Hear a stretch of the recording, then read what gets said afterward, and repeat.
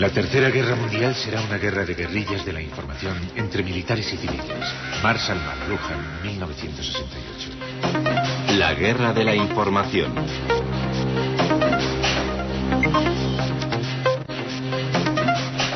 En la Guerra de la Información del nuevo milenio ya se han hecho los primeros disparos. ¿Quién es el guerrero de la red? Es cualquier hombre y cualquier mujer. Los guerreros de la red podrían estar a un solo clic de una revolución virtual. Cuando menos, están haciendo que la política vuelva a ser divertida. Estos son los rostros que hay tras los grupos que hay detrás de las protestas electrónicas destinadas a poner al capitalismo offline.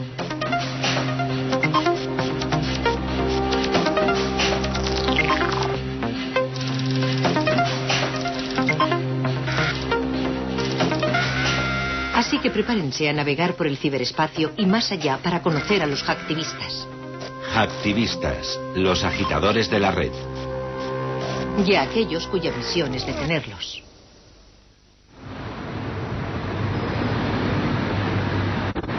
Este es NARD, el rostro más nuevo dentro del mundo internacional de la ciberprotesta.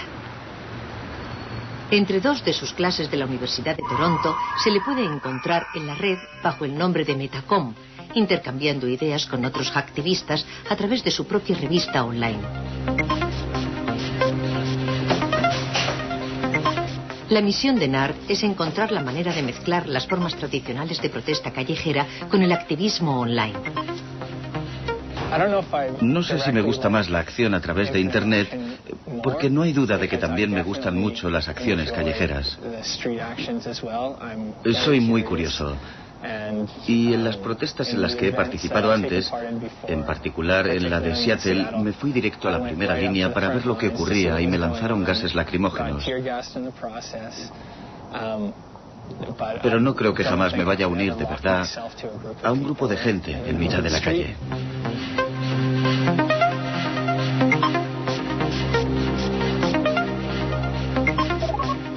Usuario Metacom. Dirección techactivist.com. Ubicación Toronto, Canadá. Función portátiles a primera línea.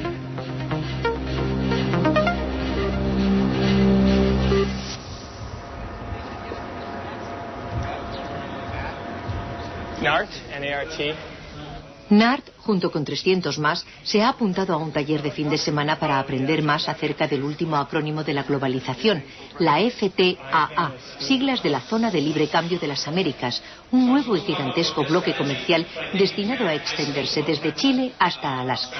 Una estrategia de resistencia, una estrategia de liberación. En el carnaval contra el capitalismo en curso, la próxima etapa está a 5 semanas de distancia, en la ciudad de Quebec. Hay que impedir el buen funcionamiento de esta cumbre. Y para ello vuestro papel es primordial. La forma que tienen de tratarnos es una puta mierda. Las barreras son una puta mierda. Su política es una puta mierda. Y espero que la cita de Quebec sea la ocasión de dar un gran no a todas esas putas mierdas.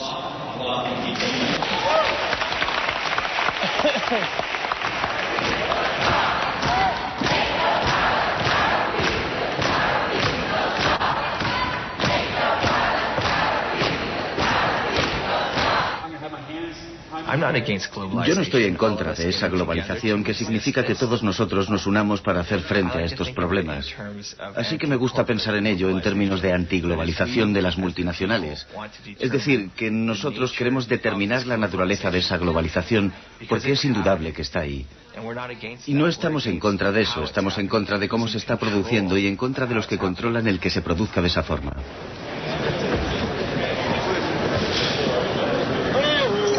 No, WTO gotta go. La batalla de Seattle fue la fiesta de presentación del movimiento antiglobalización. Pero la historia que no se ha contado sobre Seattle es que mientras 50.000 manifestantes se echaban a la calle,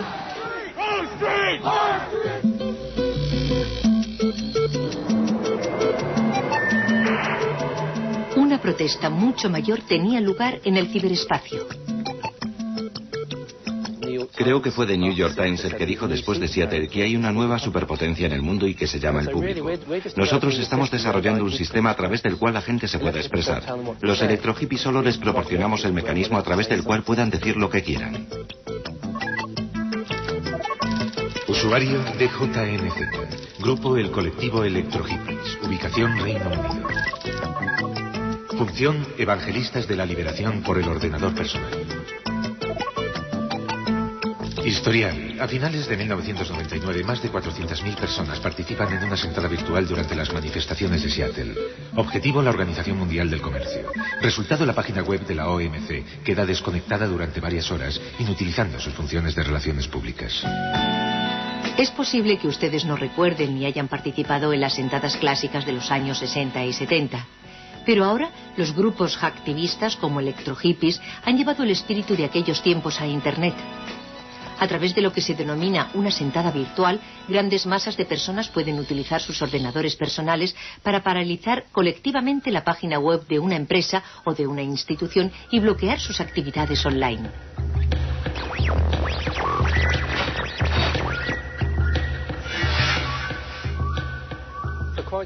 Durante varias horas, mientras se celebraba la cumbre de la OMC en Seattle, gracias a nuestra protesta no se podía acceder a la página web de la Organización Mundial del Comercio. Porque tu ordenador esperaría una respuesta durante horas y más horas sin obtenerla jamás. No se trata de una acción promovida por una persona que inutiliza un ordenador. Hacen falta 10.000 o 50.000 personas para que sea eficaz. 10.000 o 50.000 personas desde diferentes usos horarios para que sea eficaz. Y por eso decimos que es una acción democrática.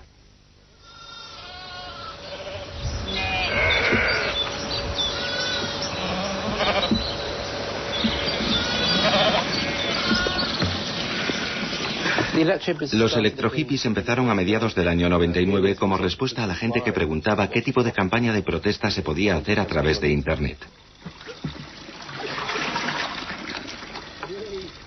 Eso es lo que realmente nos interesa hacer, llegar a un público lo más grande posible, en especial a las personas que no tienen acceso a Internet. Lo que tenemos que hacer con el activismo virtual es desarrollarlo como algo real, algo en lo que la gente corriente sienta que participa. De modo que tenemos la misión de explicar en qué consiste el activismo informático y demostrar que es importante para la vida cotidiana de la gente y que, por tanto, ocupa un lugar que merece la pena dentro de la sociedad. Esto es genial. ¿Tienes el Grey? Sí, tengo el Grey. En la cocina de un electrohippie es muy raro que no haya agua hirviendo para preparar té. Paul ha venido de Londres para visitar a Tim, que también es miembro de un grupo ecologista local. Pasarán el día buscando ideas para planificar la próxima gran acción de los electrohippies en la red. Su objetivo es la Cumbre de las Américas que se celebrará en Quebec. Tenemos un redactor para la carta y un distribuidor para asegurar el éxito de la acción en Quebec. Fantástico. ¿Entonces podemos hacerlo? Sí. Luego hay que hablar de la Cumbre de Quebec. Explicar a grandes rasgos de qué se trata y hablar de las acciones del gobierno de Quebec para evitar que la gente se acerque a la cumbre. Lo que hace que solo sea posible la acción online. Hablaremos de la creación de otros grupos en los Estados Unidos y en Canadá. Hay que saber lo que la gente quiere hacer a nivel local. Exacto. Para preparar la acción de una forma concreta. Están entrando las gallinas. Fuera, gallinas, fuera. Entienden cuando les digo fuera. Bien. No hay que equivocarse. La agitación civil electrónica produce pérdidas que a veces son muy elevadas. En la literatura que hay sobre el tema, algunos profesores sugieren que las pérdidas producidas por las perturbaciones al comercio electrónico, incluso por las perturbaciones, pueden alcanzar miles de millones de dólares. Hay muchas formas de calcular las pérdidas, pero estamos de acuerdo en que son muy elevadas. Por eso hacen esas especies de sentadas virtuales, por eso la desobediencia civil ha aumentado en el siglo XX. Porque al bloquear las operaciones producen pérdidas y obligan a la gente a prestar atención a su punto de vista.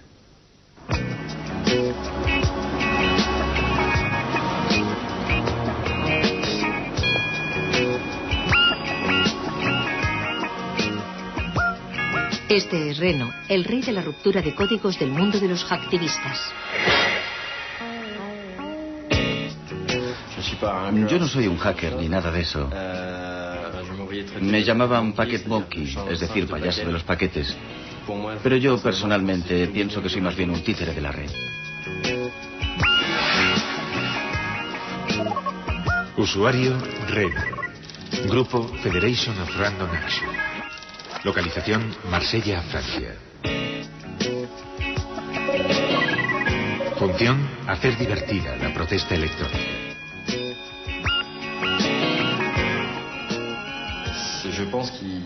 Pienso que a través de Internet, mediante esos contactos comunitarios a nivel planetario, de intercambio de ideas, de culturas diferentes y de todas esas cosas, se puede llegar a otra forma de ver la política y de pensar la política. No la política politiquera, sino la política en su sentido verdadero y más noble. Historial. A principios de 2000, lanzamiento de la campaña de protesta por correo electrónico Mail-O-Matic. Objetivo: Fidelity Investments. Resultado: tras varios días de trastornos en su página web y de protestas callejeras paralelas, Fidelity pierde el 25% de sus valores en una compañía de exploración petrolífera. La campaña de correo electrónico automático de la Federation of Random Action ayudó a ganar la guerra entre una gran compañía petrolífera y una pequeña tribu indígena de Colombia, cuyas tierras estaban amenazadas por las prospecciones. Durante la campaña, Reno se convirtió en el agitador de la red más buscado en el mundo entero. Y aunque jamás le localizaron en carne y hueso, recibió numerosos emails con amenazas de la compañía. Me amenazaron con llevarme a los tribunales. Entonces me informé acerca de las leyes americanas y supe que habían vuelto a poner en la red sus páginas web, cada una de las cuales costaba $1000. Así que habían tenido que gastar $5000, que es justo la cantidad mínima para que en los Estados Unidos te condenen a 1 año de cárcel.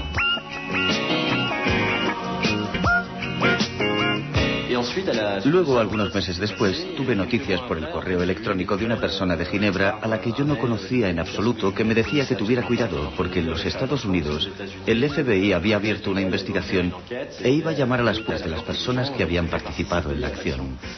Eso me provocó mucha risa, porque como vivo en Marsella, pensé enseguida en la French Connection y en esa clase de cosas. No pueden hacerlo. No pueden dispersar el piquete de huelga. Tienen que respetar lo que estamos haciendo porque tenemos derecho democrático a hacerlo. El segundo día del taller de entrenamiento de Toronto, Nard se encuentra frente a un cordón policial simulado destinado a enseñar a los participantes cuál podría ser la situación real en las calles de Quebec. Tienen 1 minuto para despejar la calle. Si no se disuelven ahora mismo, los arrestaremos. Este es el último aviso.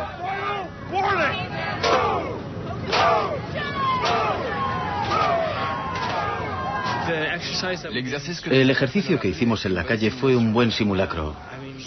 Yo he estado ante situaciones como esa y los policías del simulacro tuvieron una actuación muy buena, una actuación muy realista. La experiencia que he tenido aquí me ha hecho pensar en lo que puedo hacer para unir la protesta electrónica y la protesta callejera.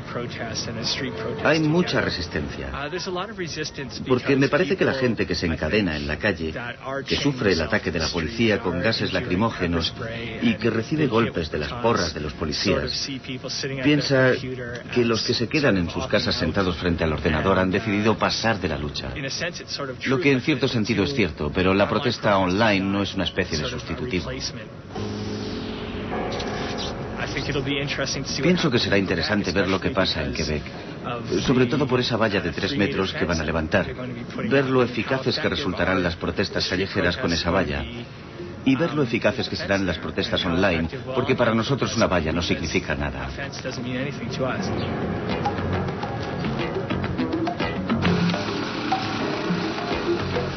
Creo que la noción de libertad de movimientos en el ciberespacio está muy relacionada con la libertad física de movimientos. ¿Por qué motivo levantamos una valla alrededor de una reunión en la que se va a discutir del futuro de 2 continentes? ¿Por qué, si esa reunión pretende llegar a todo el mundo, se deja a una gente fuera de ella?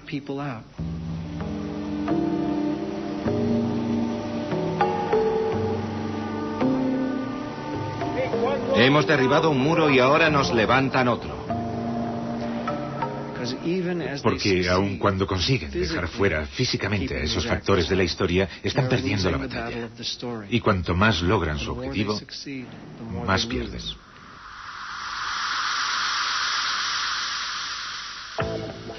Unas 300.000 personas han llegado a Washington DC para la toma de posesión del 43º presidente George W. Bush. Han venido manifestantes de todo el país para protestar contra la administración Bush respecto a una serie de diferentes cuestiones en medio de unas enormes medidas de seguridad.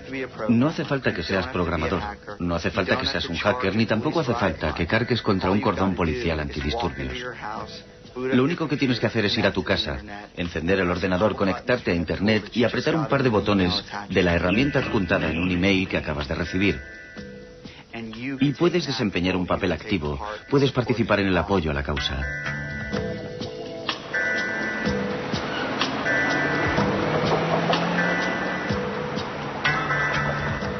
El ciberdetective es el soldado de primera línea de un nuevo y floreciente negocio, la agencia de espionaje en Internet. Ben Bensky es un hombre que está en la cima de su profesión. Sus clientes son las compañías cargadas de dinero que tienen enemigos en la red. Cobra una suma de dinero importante por protegerlas de los ataques cibernéticos.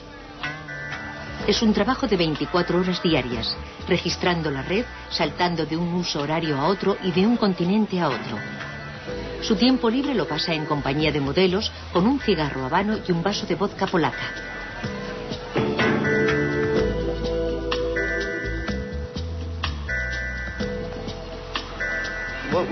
Lo que podemos ver ahora mismo en la red se parece mucho a cuando descubres una ciudad. Visitas el barrio elegante de compras, donde puedes adquirir muchas cosas en diferentes tiendas, que sería el equivalente a Amazon.com y a otros sitios parecidos de la red.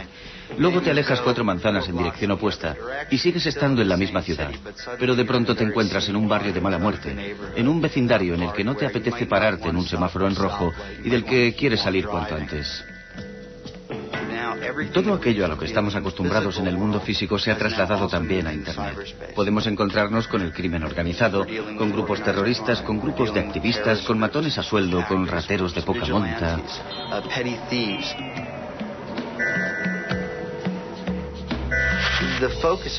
Mi trabajo consiste en descubrir quiénes son esas gentes, qué son capaces de hacer, qué las empuja, qué clase de riesgo representan para nuestros clientes. Y al hacer todo eso empiezas a entender más o menos quiénes son.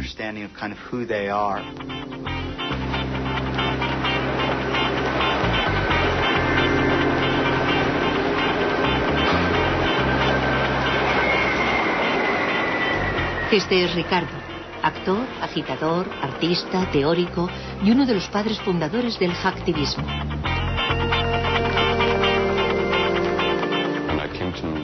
Cuando vine a Nueva York en 1991, buscaba una plataforma que me permitiese crear un espacio para la desobediencia civil electrónica.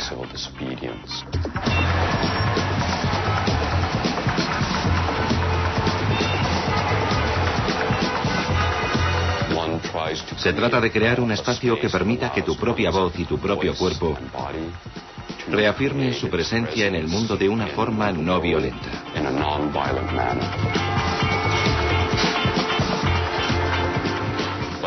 Pero se trata de hacer que tu presencia sea tan fuerte, tan directa y tan emotiva como sea posible.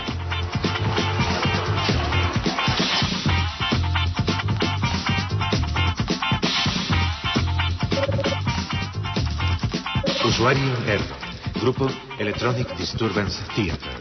Localización Nueva York, Estados Unidos. Función zapatista digital. Electronic Civil Disobedience es una acción online no violenta y directa. Se basa en las teorías de Thoreau y en las formas de desobediencia civil desarrolladas más tarde por Gandhi, Martin Luther King y ACT UP, la coalición de ayuda para desencadenar el poder, durante los años 80. Nosotros jamás destruimos a un servidor, jamás cambiamos la página web de nadie y jamás nos apropiamos de un nombre o del nombre de un dominio. Historial, 1988, lanzamiento de Floodnet, el primer software automatizado para hacer sentadas. Objetivo, la página web del presidente de México, varios bancos mexicanos, la bolsa de Frankfurt y el Pentágono. Resultado, el Pentágono contraataca lanzando Apples Java hostiles que destruyen el sistema del agresor.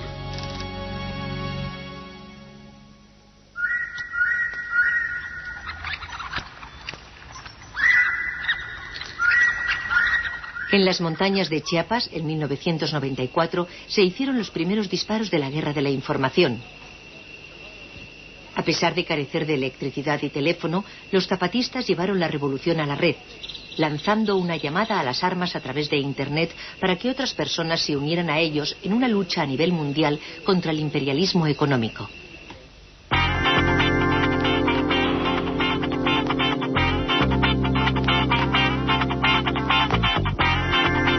Ricardo Domínguez y su Electronic Disturbance Theater fueron de los primeros en responder a la llamada.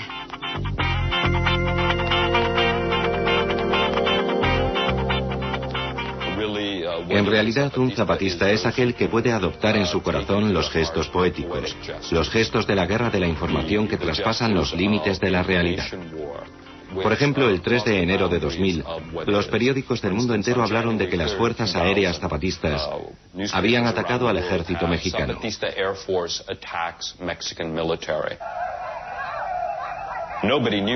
Nadie sospechaba siquiera que los zapatistas tuvieran aviones ni que fueran capaces de pilotarlos. Pero si leías el artículo, descubrías de pronto que esas fuerzas aéreas zapatistas eran en realidad aviones de papel de diferentes colores con mensajes de paz en su interior. De modo que los soldados dispararon contra esos aviones de papel. Ahí tenemos una representación simulada, un gesto que crea ese espacio mágico en el que existen unas fuerzas aéreas zapatistas.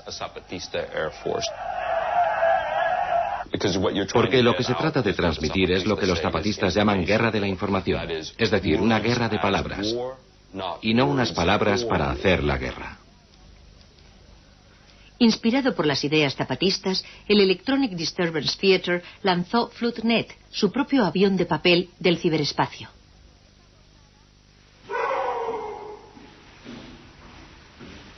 Ricardo, tu perro no quiere ni verme. Ya lo sé, no pasa nada. ¿Cómo estás? Muy bien, ¿y tú? Muy bien, me alegro mucho de verte. ¿Has conseguido llegar con este tiempo? Carmín es la diseñadora gráfica del grupo, la responsable de darle a Floodnet su aspecto y su facilidad de uso. Ha venido desde Boston en una rara visita en carne y hueso para mostrarle a Ricardo los nuevos diseños del libro que pronto publicarán acerca del hacktivismo. Lo primero que leí en los medios de comunicación acerca de lo que hacemos fue un artículo diminuto en el Computer World de marzo del 98 que decía algo así como cuidado con la insurrección mundial. Así que yo pensé, Dios mío, ahora resulta que vamos a conquistar el mundo. Lo cual es una estupidez, porque Floodnet es un gesto simbólico y es imposible conquistar el mundo con él. Era para partirse de risa. Los zapatistas con sus aviones.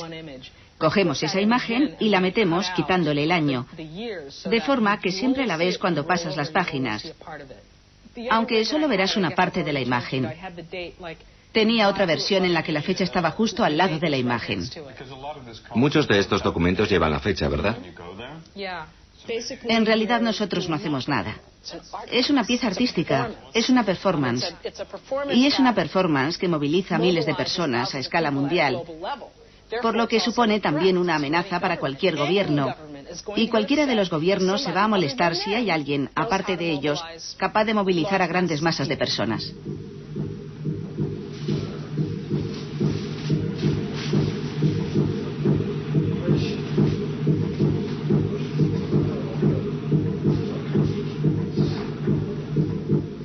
El desarrollo de las varias herramientas de ataque del arsenal de los hacktivistas ha sido un proceso evolutivo en el cual un código servía de base al siguiente. Reno es un maestro en la creación de los riffs, que hacen el software más divertido y más interesante para los que se conectan a él. El funcionamiento se parece un poco a ciertas formas de interpretar la música, como el reggae, por ejemplo, o la música techno, en la que solo se usan samples.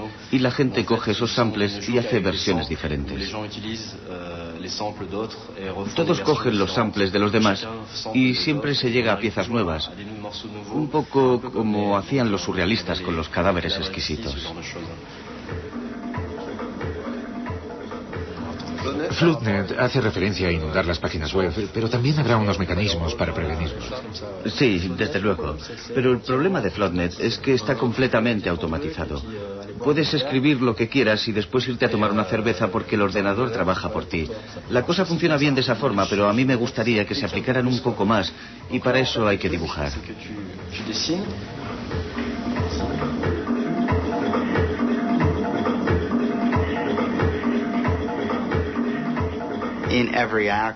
En cada nueva acción, la herramienta aparece bajo una nueva forma, a la que se le van añadiendo nuevos elementos como sesiones de chat u otras cosas, que permiten dibujar en la pantalla mientras se lanza un ataque.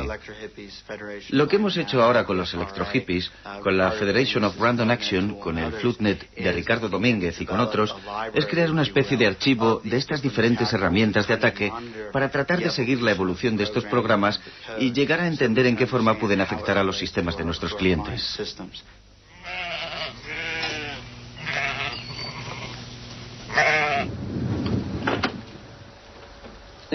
Esta granja del oeste de Gales, que de verdad se encuentra en el centro de ninguna parte, es uno de los lugares a los que acudimos para hacer trabajos con los ordenadores.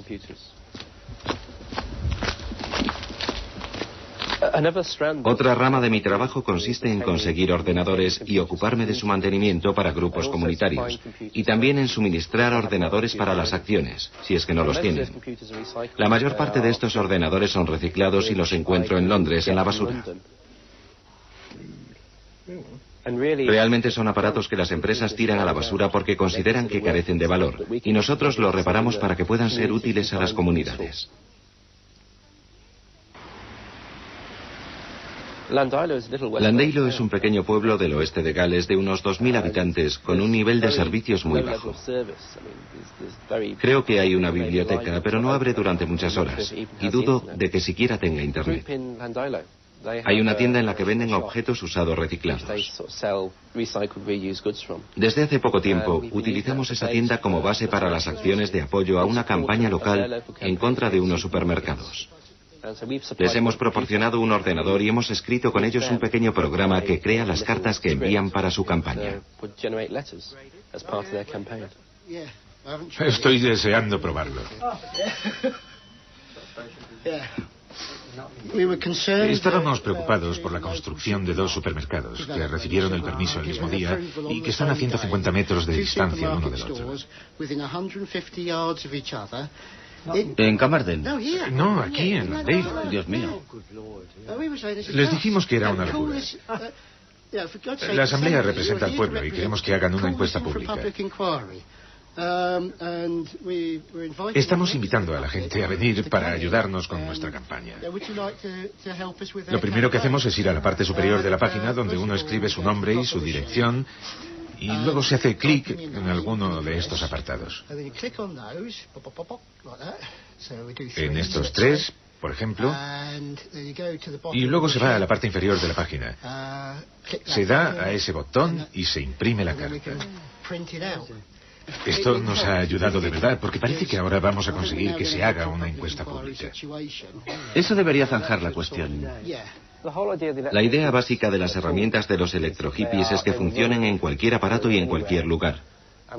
Y estamos tratando de que funcionen con los ordenadores más nuevos, pero también con los que tienen 5 o 6 años, porque no queremos excluir a nadie.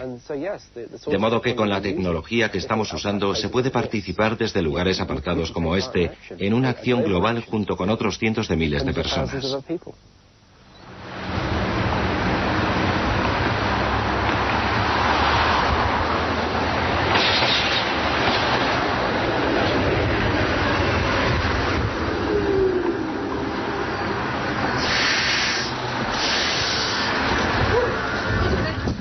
Desde que se trasladó de Vancouver a Toronto, Nart ha estado buscando aliados para sus nuevas ideas destinadas a llevar el hacktivismo a las calles. Tao es un lugar de reunión online y un proveedor de servicios de Internet para grupos anarquistas de línea dura. Parece pues lógico empezar por ellos. Los activistas quieren atraer a personas altamente cualificadas, a técnicos americanos y europeos para constituir su base.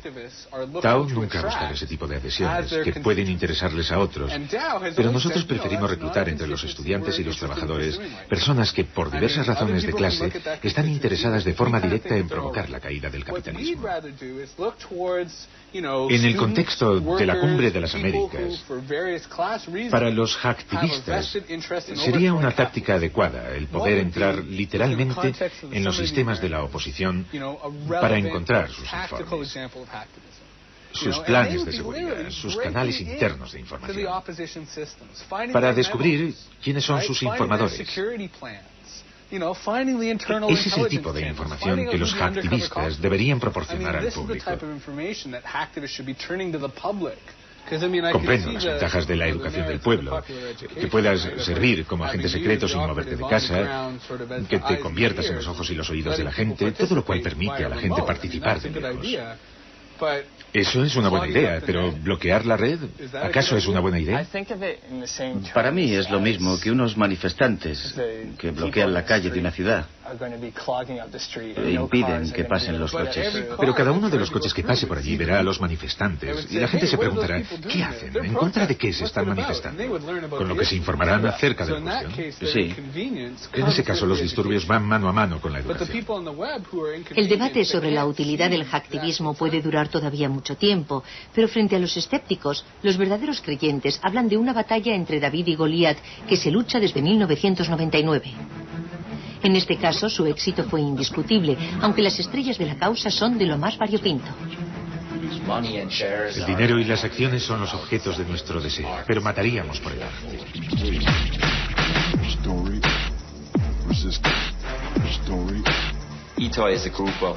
ETOI es un grupo de hombres de negocios surrealistas. Nuestro negocio consiste en jugar con las empresas gigantescas en los excitantes campos de juego de Internet.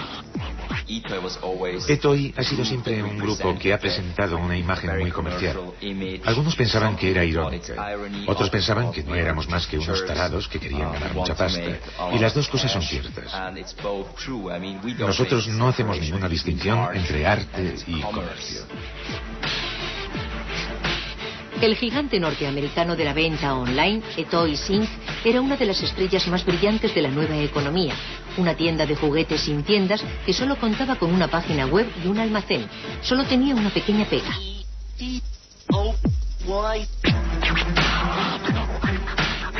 Un oscuro grupo artístico con base en Zúrich llamado eToy, sin la S final, que ya tenía los derechos para usar el nombre etoy.com. La compañía americana pensó que podrían comprarles con $500,000. La respuesta a la primera oferta que nos hicieron fue una cara smiley, una sonrisa virtual que básicamente significaba: os podéis ir a la mierda, no aceptamos esa oferta. Si queréis hacer negocios con nosotros, tenéis que hablar muchísimo más en serio. Después de rechazar varias ofertas, nos dijeron que si no queríamos vender, nos demandarían. Con la ayuda de un tribunal norteamericano, primero nos cortaron la página web y luego el sistema de correo electrónico de eToy Corporation. En ese momento empezó la guerra de los juguetes.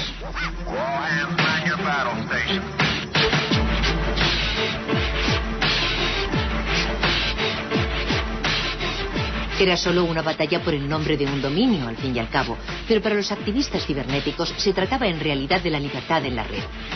Pocas semanas antes, mucha de esta misma gente había participado en Seattle en la protesta de los electrohippies, y ahora decenas de miles de ellos se unieron en una masiva invasión online destinada a destruir a la compañía. Entonces se tomó la decisión de atacar a eToys en el punto álgido de las Navidades, con 12 días de acciones navideñas. Creamos una serie de sitios que actuaban como espejos reflectantes a través del mundo e hicimos una sentada virtual en su página web. La gente de Help.com hizo operaciones psicológicas entre los de la Junta de Accionistas para explicarles hasta qué punto la situación era grave. RT-Mar, a través de su enorme lista de correo, enviaba propaganda para la destrucción de eToys.com, y la intención era que el valor de sus acciones bajase de $84 a 0 en 12 días. Hubo unas armas muy interesantes. Una de ellas fue desarrollada por un ingeniero de software norteamericano. Era muy anónima y permitía a la gente crear compradores virtuales.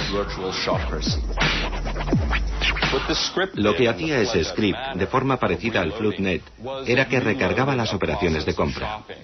Empezaba comprando juguetes aquí y allá al azar, hasta que llegaba a la caja. Y cuando estaba a punto de completar el impreso de compra, lo cancelaba y volvía a empezar a comprar de nuevo. Al tercer o cuarto día de esta acción, corrió la información de que etoys.com era el sitio más difícil para efectuar una compra, y sus acciones caían en picado. Podías quedarte en casa y darte un baño o hacer lo que quisieras mientras tu comprador virtual hacía tu trabajo. Fue la primera vez que se podía hacer eso y no había que ir a las manifestaciones como en los años 80. Era fantástico. Te podías ir de paseo mientras tu soldado de juguete luchaba contra esa inmensa compañía que pretendía tomarnos el pelo. Después de exactamente 81 días, se acabó la guerra de los juguetes. Todo el asunto fue una gran catástrofe para su compañía.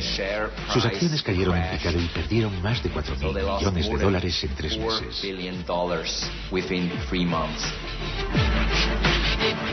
En marzo de 2001, la compañía Etoys Incorporated se declaró en bancarrota.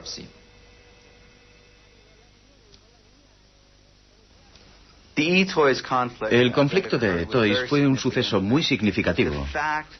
El hecho de que la compañía tuviese que cerrar fue una prueba de la eficacia del concepto. Demostraba que un grupo de personas que participaba en una protesta virtual, en una acción cibernética, podía afectar a una compañía muy grande y muy rica.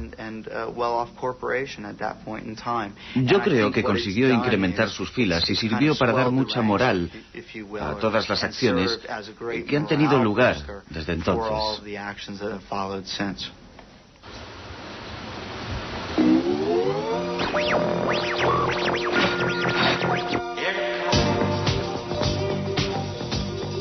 Para que un ciberdetective merezca el dinero que le pagan, sus clientes tienen que saber con antelación que un grupo hacktivista los ha elegido como blanco de sus ataques.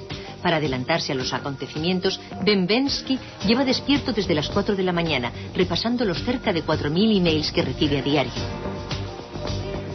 Una de las cosas que tratamos de hacer siempre es decirle a un cliente con antelación que un grupo está planeando atacarle.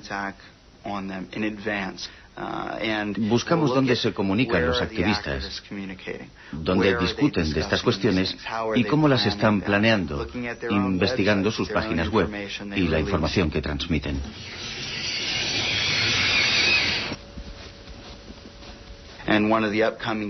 Una de las futuras campañas que hemos seguido con interés es la de electrohippies, destinada a actuar en contra de las compañías y de las organizaciones gubernamentales que van a participar en la próxima cumbre de Quebec, en Canadá. A esta nueva acción la han bautizado como el ratón es más poderoso que las porras.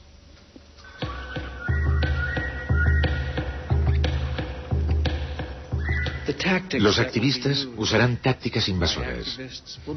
Es decir, usarán avanzadas tecnologías de la información para crear un sistema de mando y control que te permite atacar al adversario desde todas las direcciones de forma simultánea. Dicho de una forma más sencilla, es como un enjambre de abejas, de mosquitos o de otros insectos y a menudo consigue abrumar a sus objetivos.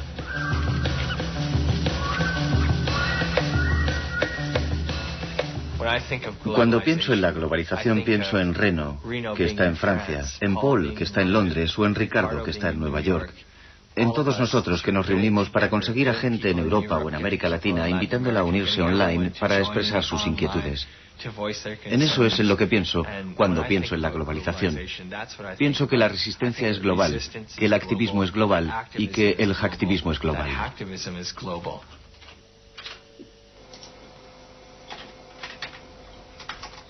Los activistas cibernéticos rara vez hablan entre sí por teléfono. Hasta ahora los activistas de la protesta virtual de Quebec se han comunicado solo a través del correo electrónico. Las reuniones de grupo se celebran por escrito, a través de un chat.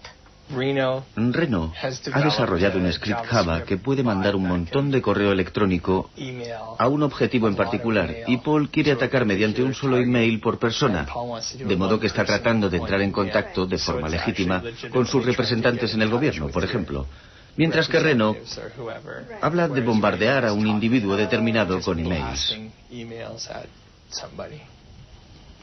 ¿A personas más que organizaciones? Con los emails, sí. ¿Y eso los obligará a cerrar? No, solo los fastidiará.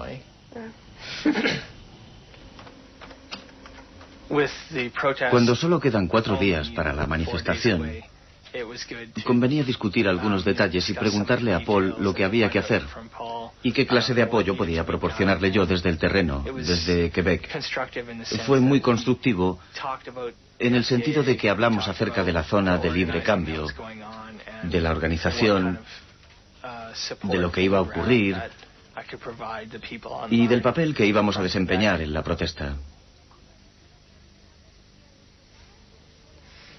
Paul se va a tomar su té.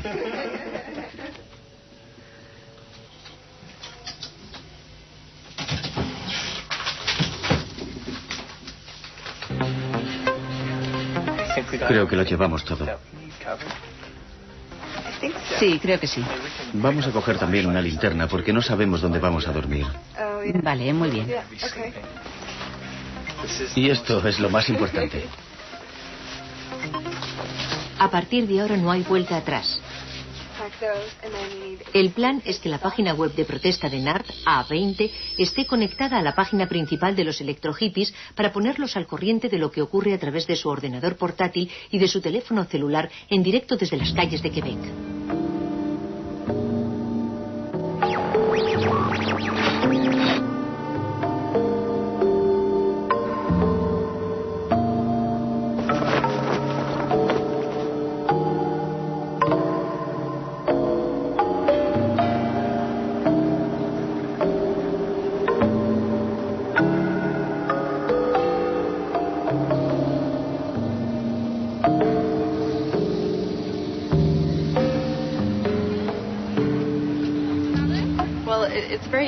Es muy interesante ver que en las manifestaciones como esta, con una cumbre tan importante, hay mucha gente que se desplaza en persona. En otras cumbres recientes, hemos observado que muchos grupos decidieron protestar desde sus casas y al hacerlo pueden atacar cualquier página de la red a nivel internacional y provocar el caos sin necesidad de salir de sus casas. Se está cargando. Es un Pentium viejo, muy lento. Al otro lado del Atlántico, en Gales, los electrohippies envían una lista de las páginas web que pretenden colapsar.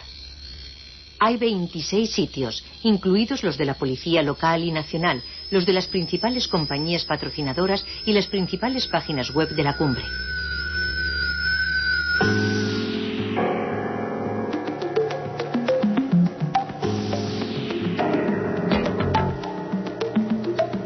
Con la llegada de los delegados, la maquinaria de relaciones públicas de la cumbre se pone a trabajar a toda marcha.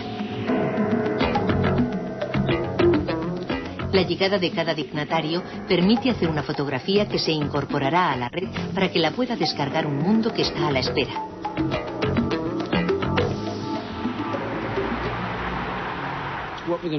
Esta noche nos vamos a unir a la acción contra la zona de libre cambio en Quebec, participando en la sentada virtual.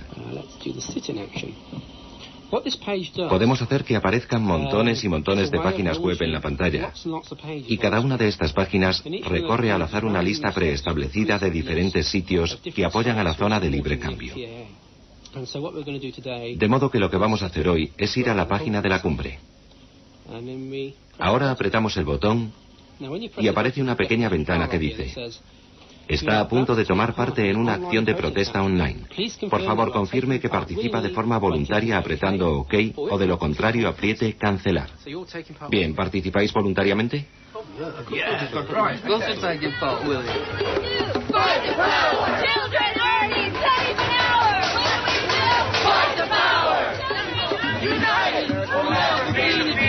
The people, united, will never be defeated.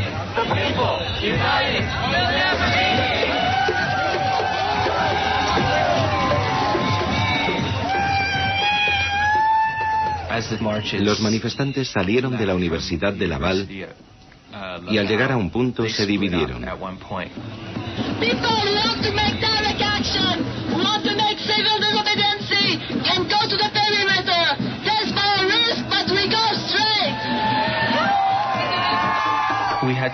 Teníamos que decidir si continuábamos en la manifestación que iba a llegar a la primera línea, donde se enfrentaría con la policía y se crearía una situación en la que se podían producir arrestos.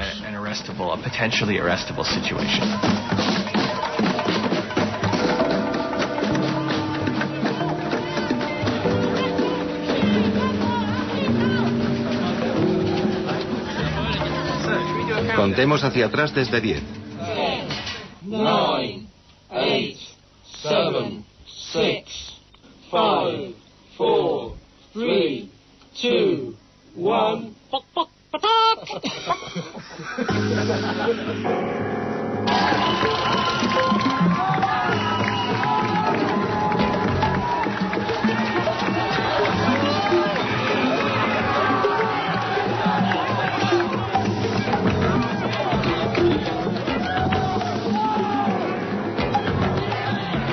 El comportamiento que hemos visto esta tarde por parte de pequeños grupos extremistas es contrario a todos los principios democráticos que nos son tan queridos.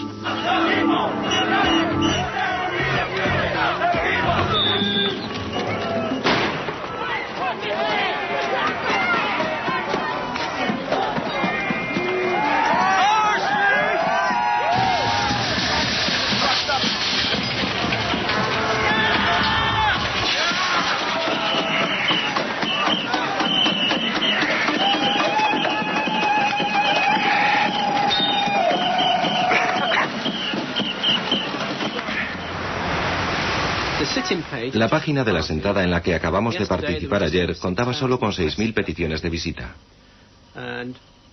Y desde el viernes, cuando se lanzó, ha habido más de 8.000 peticiones. Pero mientras estábamos hablando por detrás... Estábamos protestando. Estábamos protestando. Es fácil, ¿verdad? Bueno, no podíamos estar allí. No, no podíamos. Pero pudimos hacer esto.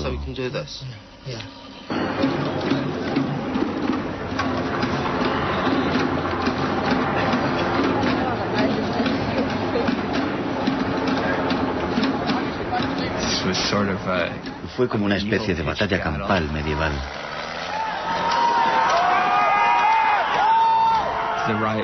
Vino la policía antidisturbios y rodeó a los manifestantes.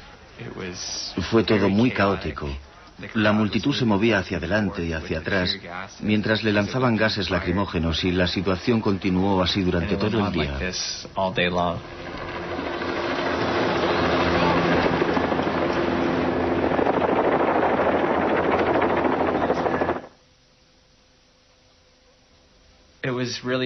Fue realmente asombroso el poder tener una charla en directo desde las calles de Quebec con Reno, de la Federation of Random Action que estaba en Francia.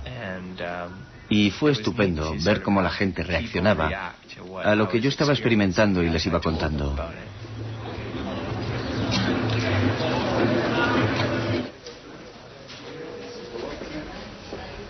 Mientras tanto, en la otra punta del ciberespacio, la policía canadiense vigilaba muy de cerca la protesta organizada desde el país de Gales, y aunque se han aprendido sus nombres, puede que estén exagerando la verdadera naturaleza de la amenaza. El nombre del grupo que ha realizado estos ataques es E-Hippies, y es un grupo internacional. Cuenta con miembros en todo el mundo y su objetivo es seleccionar unas páginas específicas y sembrar el caos en ellas.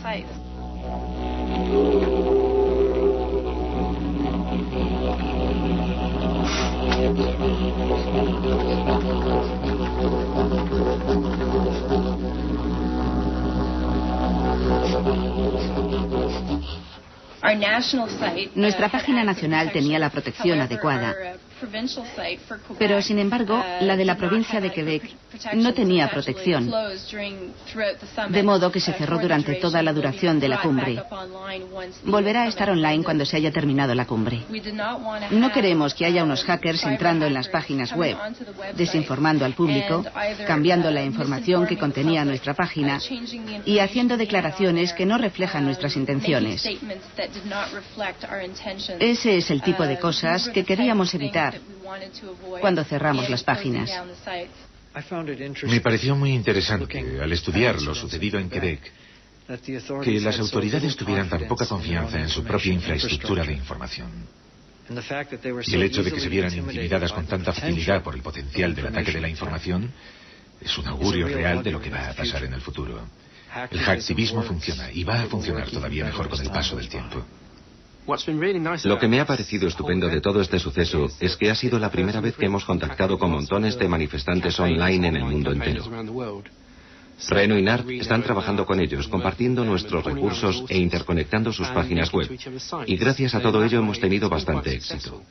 Nunca nos hemos conocido solo a través de Internet, pero a través de la red puedes conocer a mucha gente y hacer cosas. Todo funciona realmente bien y creo que ese es el camino que se va a seguir en el futuro.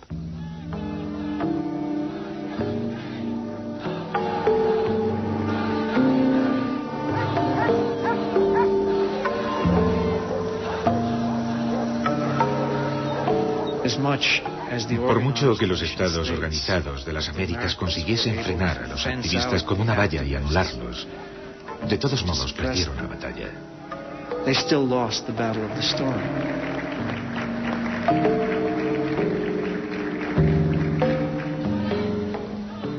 La historia que circula por el mundo es que existe una sociedad civil emergente que no se puede ignorar. Esta campaña va a ser muy larga. Y para los activistas va a estar llena de muchos golpes muy duros y muchas derrotas. Pero a fin de cuentas es una historia apasionante.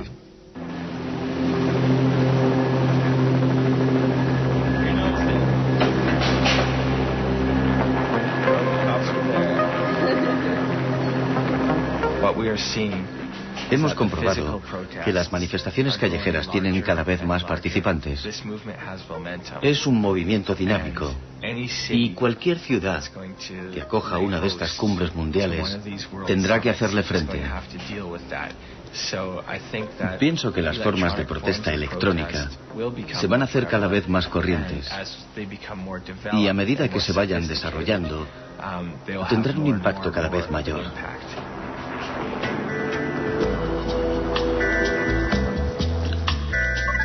Historial.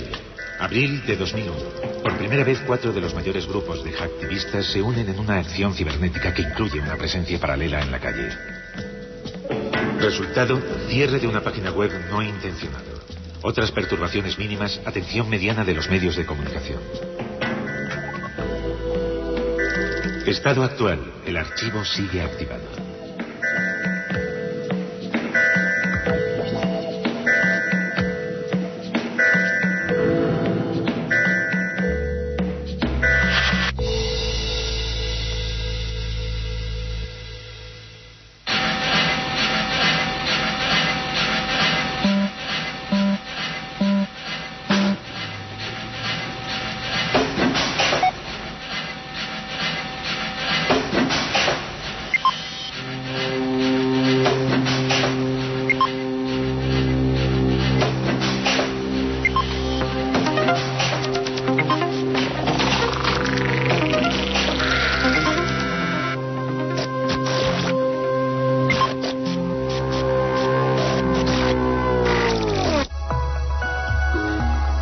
Instantes regresamos para terminar la noche temática con este documental que aborda el nacimiento y desarrollo de Linux, un sistema operativo revolucionario creado por el finlandés Linus Torvalds.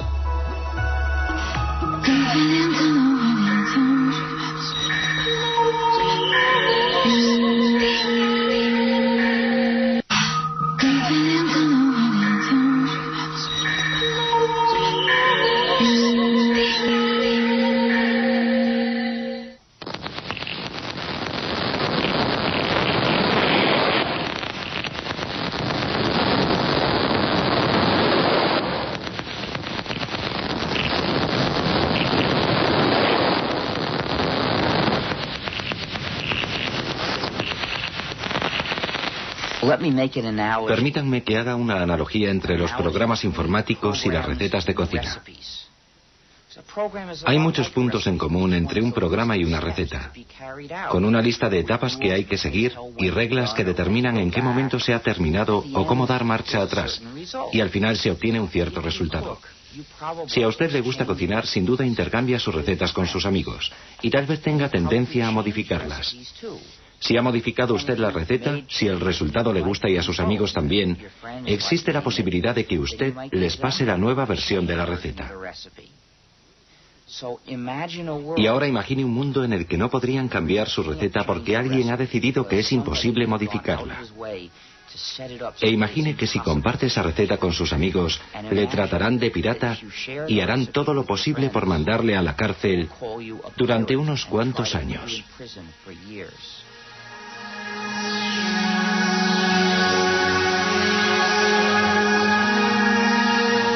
Código Linux.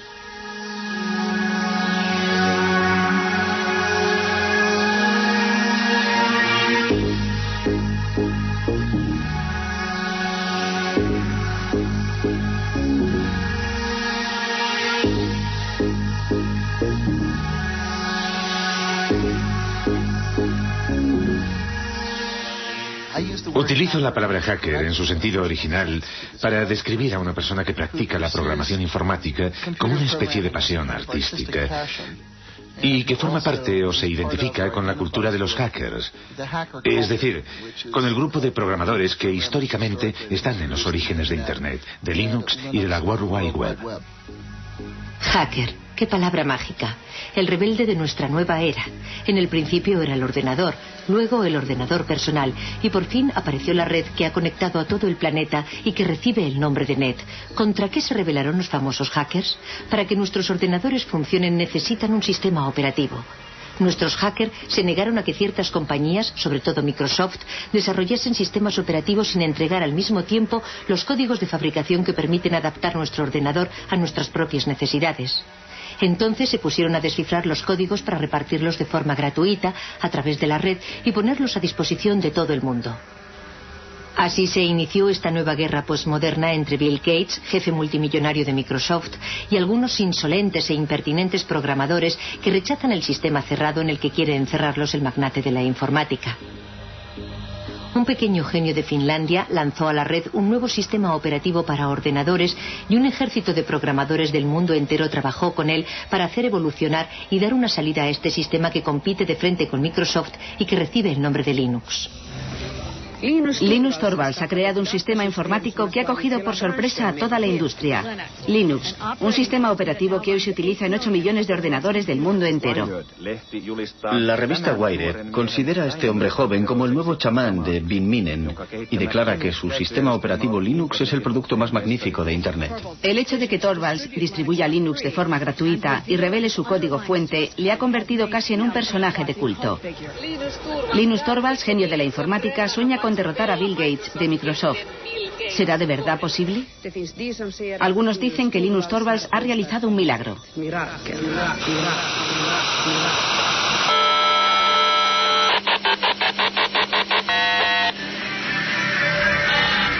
Todos estos programadores, como hormigas obreras unidos entre sí por la red, han hecho evolucionar la proposición de base de Linus Torvalds, adaptándola, modificándola, enriqueciéndola y creando así uno de los mejores sistemas operativos del mundo.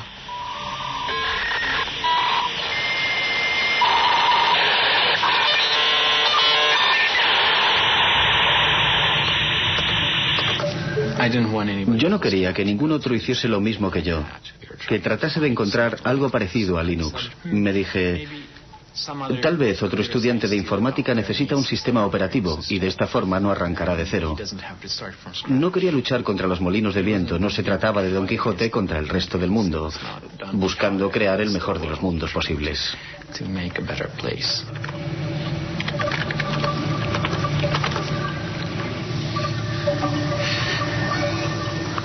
¿Tienes hambre, Randy? Prefiero trabajar con la gente por el correo electrónico a hacerlo cara a cara. Cuando estás delante de una persona tiendes a entrar en todas las discusiones típicas de las reuniones y a perderte en detalles que sobre todo no deberían tener importancia. Cuando te comunicas por email, en general te tomas un tiempo para reflexionar antes de enviar tu respuesta.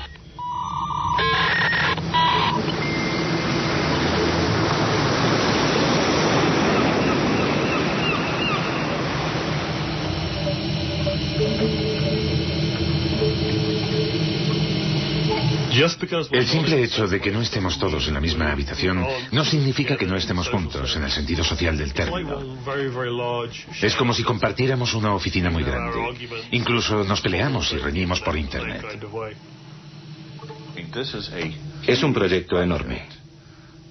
Que yo sepa, ningún otro proyecto de creación de software ha hecho trabajar jamás a tanta gente repartida por toda la superficie del globo, todos unidos y apasionados por el objetivo común de desarrollar un nuevo software. Lo más innovador de la comunidad Linux no es su código fuente, sino más bien toda la maquinaria social que se ha creado a su alrededor.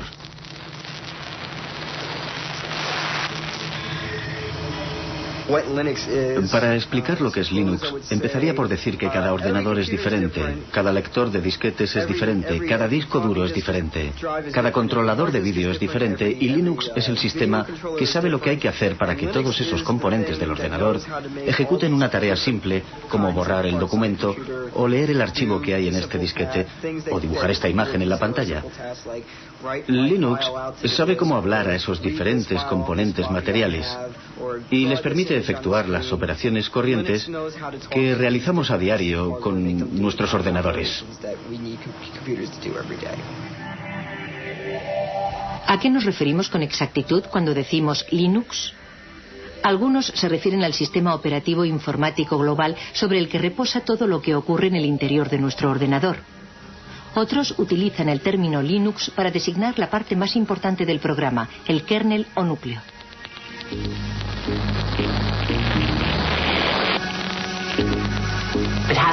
Hay que remontarse a la persona gracias a la que empezó todo, que utilizó Internet para crear una comunidad de individuos en la que todos tenían la sensación de que su contribución era válida. Y esa capacidad para fomentar la cooperación solo podía provenir de una persona educada en un país como Finlandia.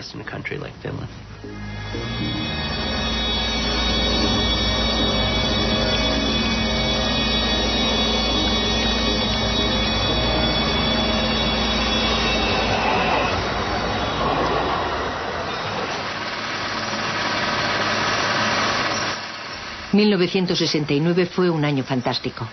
Los primeros pasos del hombre en la luna, el festival de Woodstock, el nacimiento de ARPANET, antepasado de Internet, los inicios de Unix, el sistema operativo de los grandes ordenadores y el 28 de diciembre el nacimiento de Linus Torvalds.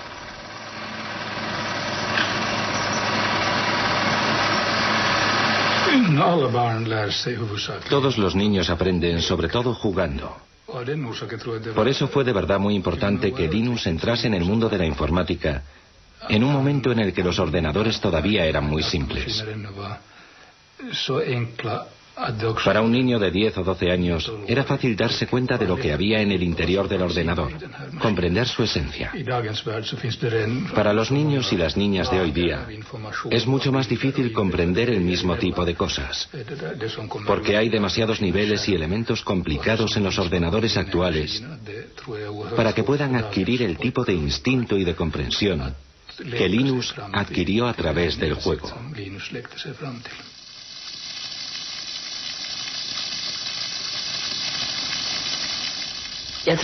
Fue como un flechazo inmediato, tanto para su padre como para Linus.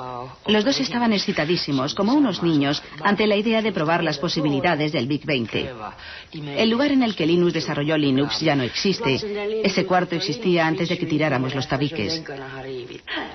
Aquí había una pared que seguía hasta un poco más lejos. Y allí había otra pared. Más o menos aquí, donde hoy está el sofá, estaban la mesa de trabajo y los ordenadores de Linus. Yo diría que lo que más ha cambiado en él es que se ha convertido en una especie de gurú de la resistencia. Sabe de verdad cómo cautivar a su público, lo que supone un cambio radical respecto a cómo era antes, porque era más bien tímido e introvertido. Y por regla general nunca tenía iniciativas propias, sino que dependía más bien de lo que proponían sus amigos. Hola a todos los que utilizan Minix. Estoy creando un sistema operativo gratuito. Es solo un hobby, no se trata de nada enorme ni profesional como GNU para los clones 386-486-AT. Me gustaría recibir todo tipo de comentarios sobre lo que la gente piensa de Minix, porque mi sistema operativo se parece un poco al suyo. Todas las sugerencias serán bien recibidas, aunque no prometo que las vaya a incluir todas. Firmado linustorvalds@cruna.helsinki.fi. 1991. Se derrumba la Unión Soviética. Comienza la Guerra del Golfo. El físico británico Tim Berners-Lee crea un sistema de hipertexto al que llama World Wide Web. Microsoft va camino de dominar el mundo. Y el 17 de septiembre, Linus Torvalds envía la primera versión de Linux, la 0.01, al mundo entero vía Internet. Las primeras reacciones llegan al cabo de pocas horas.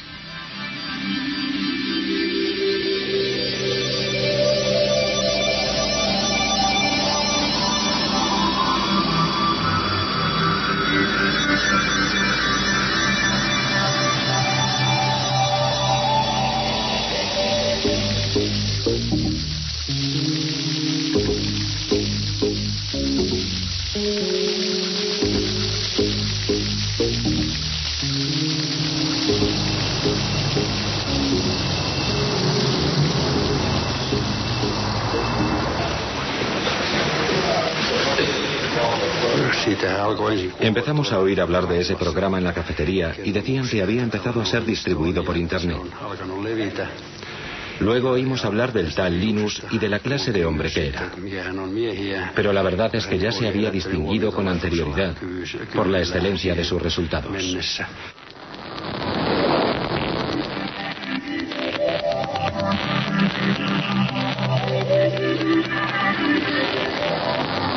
Linus Torvalds creó Linux a partir del sistema operativo Unix.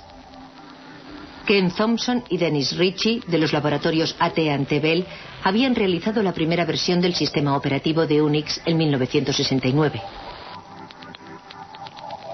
Unix era de libre acceso y se hizo muy popular en el medio universitario. Su filosofía se basaba en dos conceptos.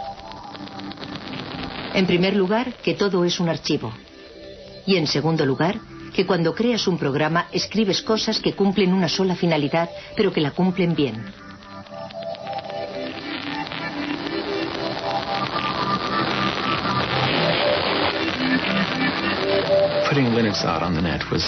Nos pareció natural poner Linux en la red. Había muchas y buenas razones para ello. En especial el hecho de que era una buena idea hacer que Linux fuese accesible a otra gente que podría ponerlo a prueba y enviarme sus comentarios. De hecho, Linus podía elegir entre dos opciones. Podía distribuir Linux de forma gratuita o podía tratar de venderlo. Linux jamás se habría vuelto tan importante si Linus Torvalds hubiese tratado de obtener un beneficio comercial. Nadie lo hubiera comprado, habría sido una maniobra inútil. Ya llevamos aquí un montón de tiempo. La distribución de Linux está en su tercera generación. Nos costó mucho trabajo encontrar sitio para Linux. Sí. Al principio, Linus no quería distribuir Linux de forma gratuita y estuvo reflexionando durante mucho tiempo para decidir bajo qué copyright presentarlo. Luego, poco a poco, conseguí convencerle de que lo sacara bajo el copyright de GNU. Linuxin, julkistamaan Linuxin GNU copyrightin alla. Sobre todo porque el programa de compilación que utilizaba había salido bajo la licencia GPL, así que acabé decidiendo que utilizaría también la licencia GPL. La licencia GPL fue fundada por la Free Software Foundation a mediados de los años 80. Esta fundación especifica que si uno cambia o modifica el código, debe poner sus cambios y mejoras a disposición de todo el mundo, de forma gratuita. La licencia GPL tenía como objetivo impedir que alguien se apropiase del monopolio de una nueva tecnología importante. Pienso que el momento era bueno. Creo que un año antes no habría podido funcionar. Y un año más tarde, cualquier otro habría sacado algo parecido. Internet todavía no había calado de verdad entre el gran público, aunque sí había calado hondo en las redes universitarias. Yo había escrito un programa de lista de correo utilizando el lenguaje de programación C. Tenía que desarrollarlo y añadirle funciones, porque muy pronto hubo miles de personas interesadas en él. Me llevé una sorpresa enorme de que las cosas funcionaran en progresión geométrica. 1 millar de usuarios se transformaba al día siguiente en 2000 y al otro día ya tenías 4000 usuarios. Sin Internet, el desarrollo de Linux habría sido como querer jugar al ajedrez por correo.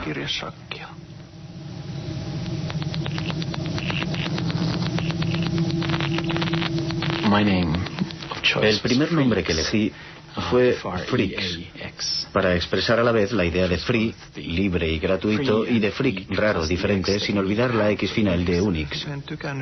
A mí no me gustaba la idea de llamarlo Freaks. No me parecía un nombre muy comercial. Ari Lemke, que sacó Linux en el sitio FTP, pensaba que era una mala idea y odiaba de verdad ese nombre. Así que cuando lanzó el sitio FTP lo bautizó como Linux porque sabía que ese nombre iba a funcionar. Nos quedamos con ese nombre, que está claro que es muchísimo mejor.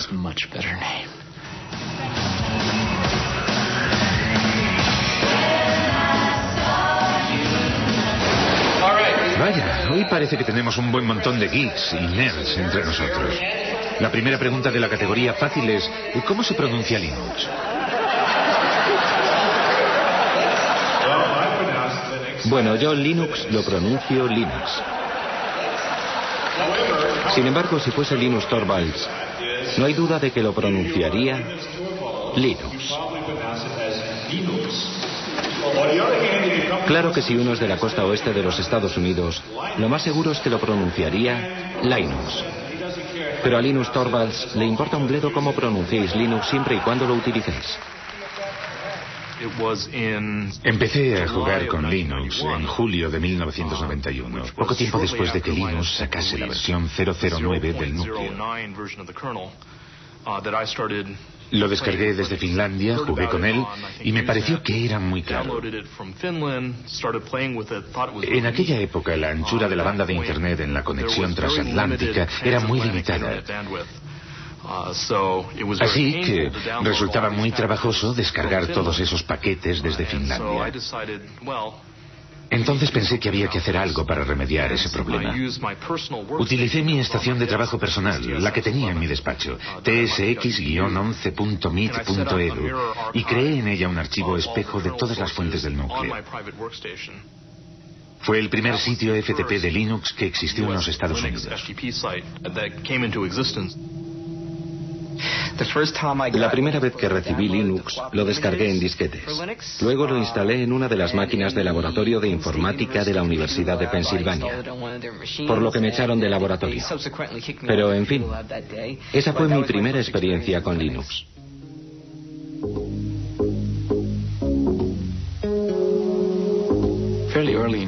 Bastante pronto, en 1992, cuando había 50 o 100 usuarios, me di cuenta de que ya no conocía a nadie. Ya no se trataba solo de mí y de algunos amigos, sino que éramos yo y alrededor de 200 personas más, que yo no tenía ni la menor idea de quiénes eran, dónde vivían ni lo que hacían con el sistema, y eso supuso un gran paso.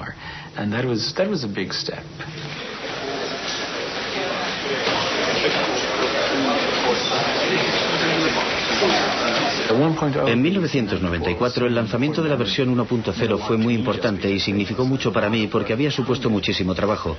Supuso sin lugar a dudas un hito en la utilización comercial de Linux. Antes de la versión 1.0 era realmente muy difícil utilizar Linux con fines comerciales. Les doy la bienvenida al lanzamiento del sistema operativo Linux.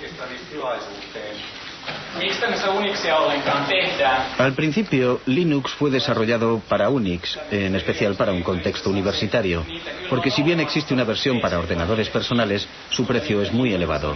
Se puede comprar un DOS para un ordenador personal por 200 marcos, pero Unix puede representar con facilidad un desembolso de 20.000 marcos, que es un precio demasiado caro para un estudiante.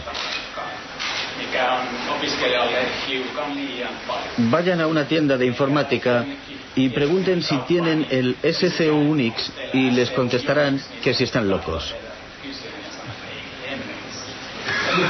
Porque la verdad es que es mucho más sencillo hacérselo uno mismo.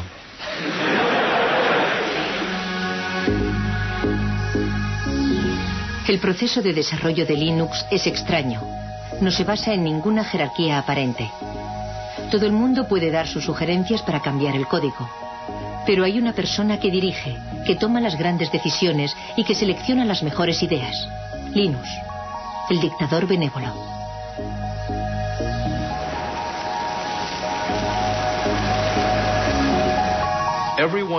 Todo el mundo sabía que ese grupo de trabajo necesitaba un jefe. Y Linus era el líder ideal, porque fue quien creó el núcleo de Linux y porque tiene grandes cualidades para el liderazgo. Sin embargo, en la vida real es bastante humilde y jamás se atribuye un mérito que no le corresponde.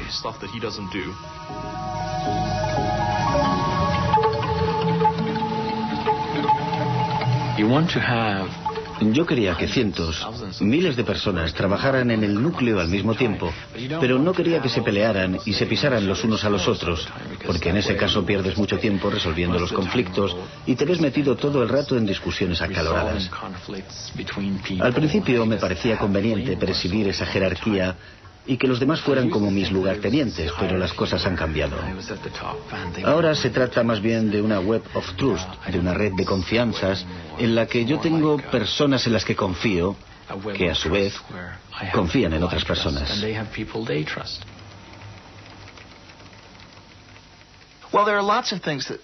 A los que desarrollan los sistemas les motivan muchas cosas, como el orgullo artístico, la satisfacción del trabajo bien hecho, casi artesano, el sentimiento idealista de formar parte de algo más importante y más grande que uno mismo, el deseo de ayudar a la gente y de encontrar soluciones a los problemas.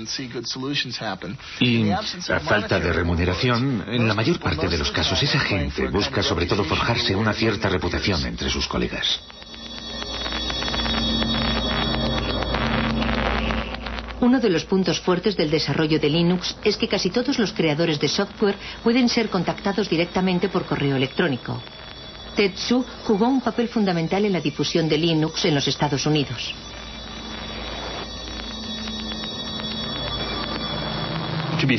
Para ser sincero, es muy fácil decir, si nosotros tomáramos las decisiones, no haríamos esas cosas, pero no recibiríamos todos esos emails diciendo, por favor, quisiera esa nueva función.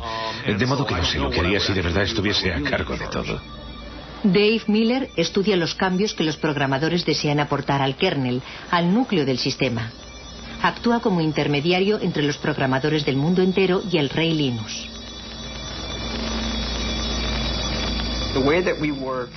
Nuestra forma de trabajar es la siguiente. Puedes hablar durante todo el día de una gran idea o de una solución genial, pero tienes que proponernos algo. Enséñame algo concreto, envíame un fragmento de código, algo tangible, que yo mismo pueda probar para hacerme una idea de qué se trata, en vez de pasarte el día entero hablando del asunto de forma abstracta. Alan Cox, un hacker renacentista, es el colaborador más cercano de Linus, su mano derecha.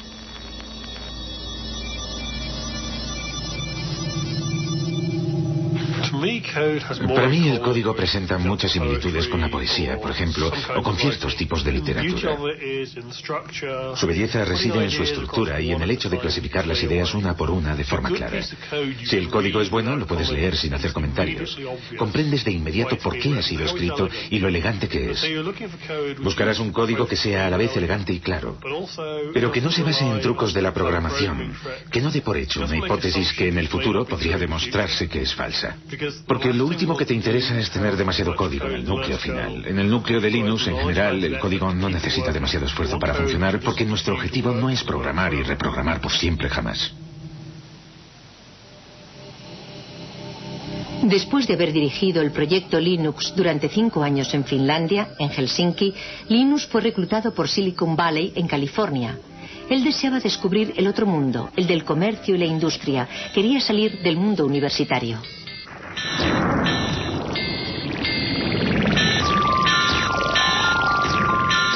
Usted es una figura poco ortodoxa dentro del universo de Silicon Valley. ¿Qué van a hacer con usted? ¿No corre el riesgo de dejarse llevar por el aspecto comercial y enloquecido del lugar?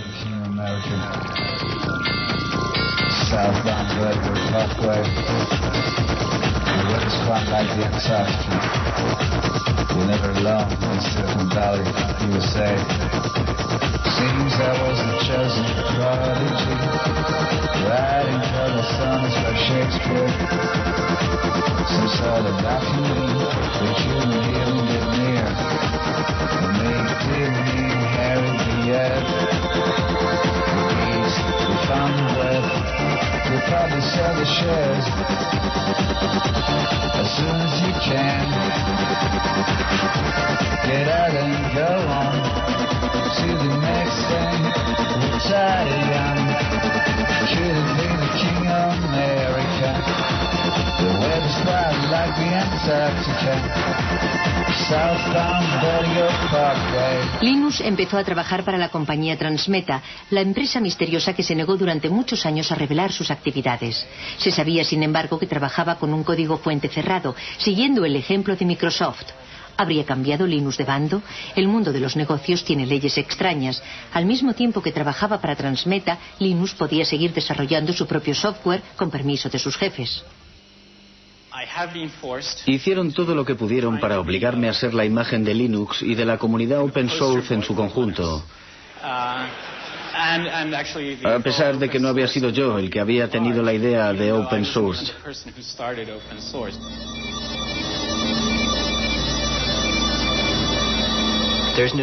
Nadie representa él solo toda la historia y no hay un solo punto de partida.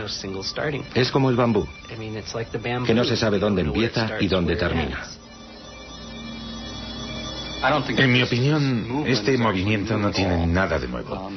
Anda flotando por ahí desde hace bastante tiempo. Recuerden la actitud general que teníamos en los años 70 respecto a Unix. Aunque técnicamente no se trataba de un código fuente abierto y no era gratuito. Necesitábamos a toda costa obtener la licencia de AT&T, pero en aquella época no suponía un problema porque por regla general se podían compartir las cosas de forma gratuita y libre. Cuando utilizas un programa, por regla general utiliza su forma ejecutable, es decir, una serie de ceros y de unos.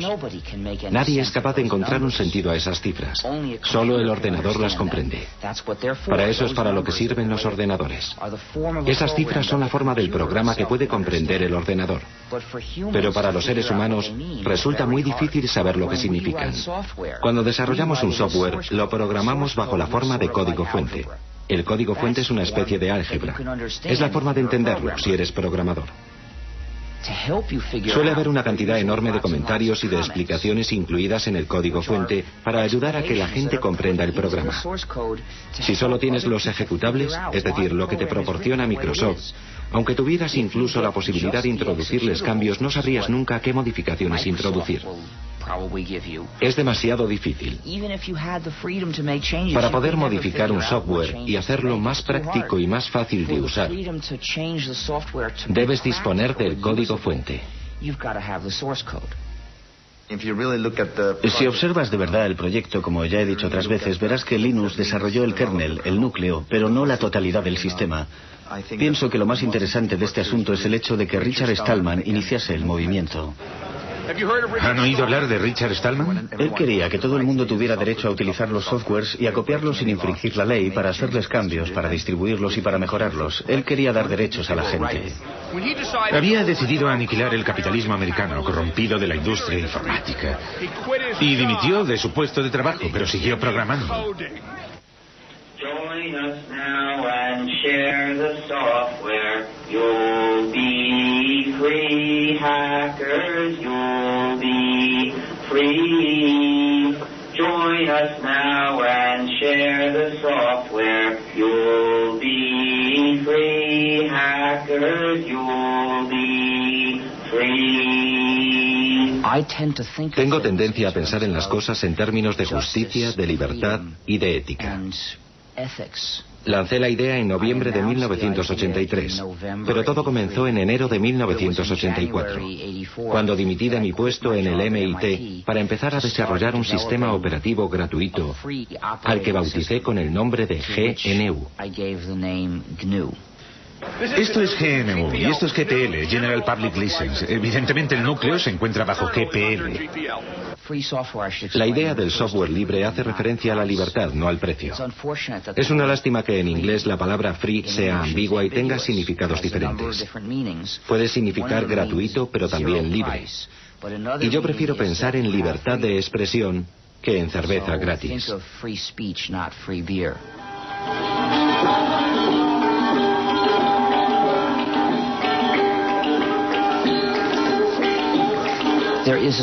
Existe una similitud entre el folclore cuando un poema o una canción se redefine o cambia de forma de un cantante a otro y la forma en que puede mejorar el software libre.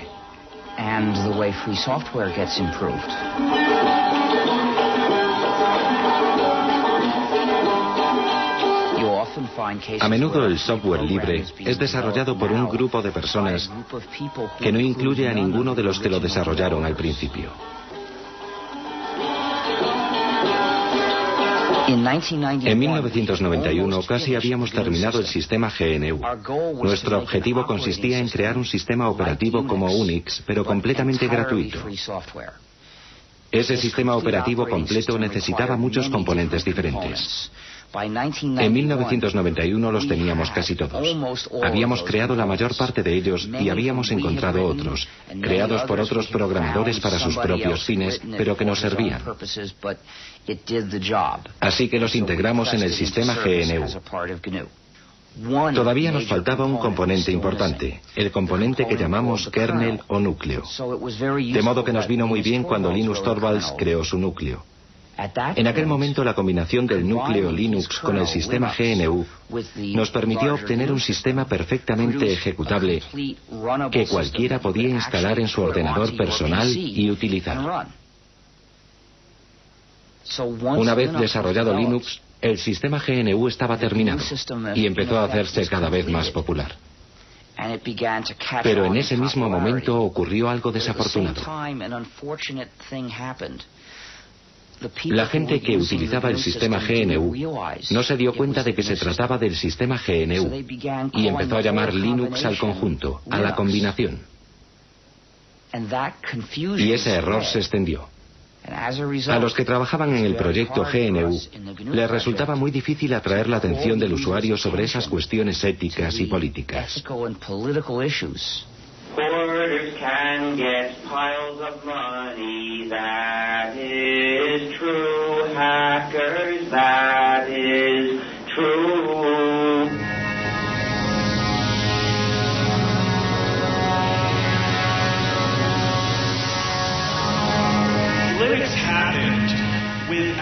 Linux nació sin la ayuda de ricos inversores, incluso a pesar de esa ayuda. ¿Cómo hacer para conservar la magia si se invierte tanto dinero en Linux? Cuando Linux empezó a comercializar, la gente dijo: no queremos guardar nuestro pequeño proyecto para nosotros solos, y nadie debe ganar dinero con él.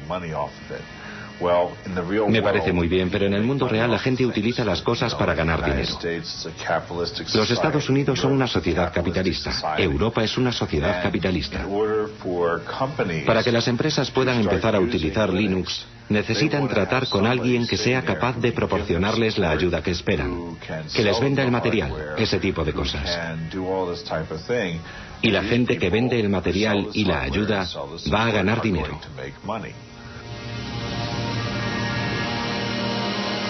Pocos de nosotros somos hackers. En realidad, son muy pocos los que harán el esfuerzo de descargar su propia versión de Linux en Internet. Todavía son menos los que se dedicarán a tratar de mejorar el código mismo. Aunque Linux sea difícil de utilizar, los clientes han sabido apreciar su gran fiabilidad y la accesibilidad de su código fuente. Para las empresas visionarias se trataba de una oportunidad que no se podía pasar por alto.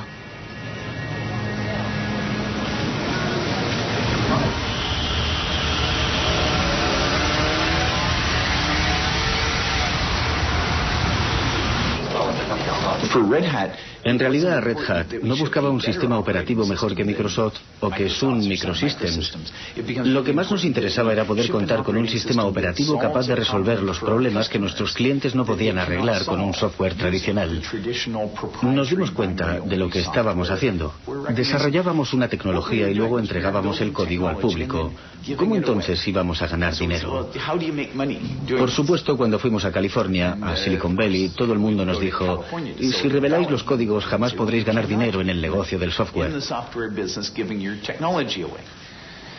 Cuando regresamos, hablamos con nuestros clientes y nos dimos cuenta de que lo único que los mantenía fieles a nosotros era precisamente el hecho de que nosotros revelábamos los códigos y que por primera vez podían controlar la tecnología que utilizaban.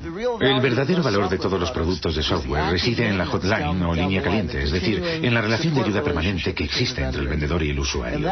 Y eso es lo que proporciona el software, las características de la industria de los servicios y no las de la industria de la producción. Linux funciona de maravilla en el campo de los servidores de aplicaciones de Internet, pero como no es fácil de utilizar por los particulares, solo posee una pequeña participación en el mercado de la informática. El proyecto Genome, con su interfaz gráfica, trata de rellenar ese hueco, pero resulta que los hackers son elitistas y siguen siendo fieles a Linux.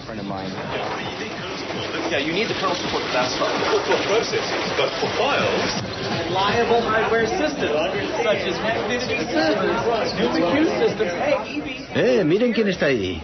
Es un pingüino. Hola, pingüino. Vaya, pero si es Tax. Hola, Tax.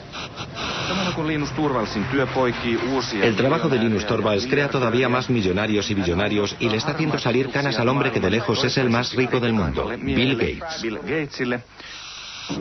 Microsoft utiliza un modelo muy tradicional. Producen un código fuente cerrado, lo meten en un CD y lo venden. Ellos se ocupan de todo el trabajo de desarrollo de los sistemas y todos los beneficios son para ellos. Una vez que has entrado en este negocio es muy difícil cambiar de cultura, como por ejemplo orientarse hacia un negocio de cooperación en el que los programas se utilicen para revelar el código. Es muy fácil ganar dinero con los productos cuyo código está cerrado, tengas o no una gran participación en el mercado. Por ejemplo, ahora mismo Microsoft no se siente de verdad incentivado a abrir su código, no le interesa. Pero pienso que Microsoft se verá obligado a hacerlo, aunque a regañadientes. A las compañías les interesa seguir siendo propietarias de ciertos algoritmos.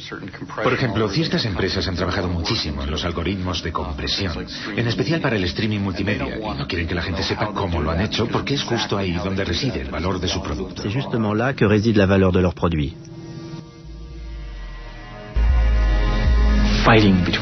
La famosa lucha entre Linus, líder de Linux, y Bill Gates, líder de Microsoft, empieza a tomar un cariz realmente personal.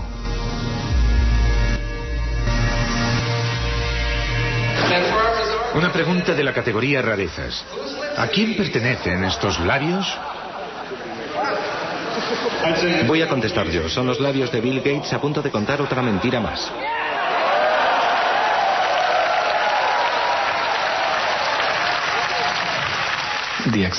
La aceptación de Linux se ha visto muy favorecida por el hecho de que la gente sabía de su existencia por la prensa. El aspecto David contra Goliat de la historia nos ayudó un poco. Aunque en realidad eso no sea cierto del todo. La gente espera de los demás que sean amables y hagan bien las cosas. Yo no pienso que eso sea cierto ni que deba serlo.